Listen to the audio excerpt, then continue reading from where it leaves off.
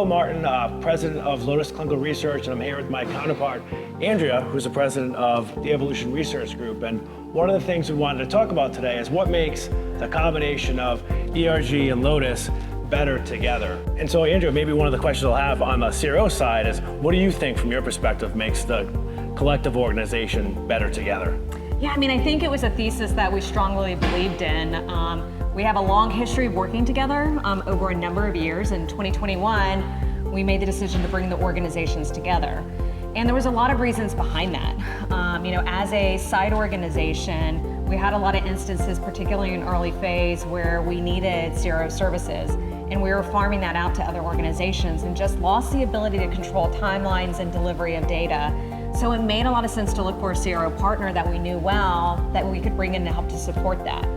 But even more, as we looked at the relationship growing, it helped power a solution for our sponsors when we were looking at what we could deliver from a large phase 2, phase 3 programs. Particularly, we started off in pain and analgesia, and just the experience of the two organizations together have produced very high quality results. Yeah, I know, agreed. And one of the things I think early on that was apparent right out of the gate is that a lot of the team members had actually already worked together. Even though we may not have been at Evolution Research Group or Lotus together for a while. Prior to that, a number of folks such as Lori, our CEO, Andrea and I, and many others have worked together for over 20 years. So I think when the teams have come together, our sponsors see that it's not only have we been working together for 4 or 5 years in our current construct, but we have this long, rich history of working together. Yeah, and I think having that rich history together bleeds down to our teams.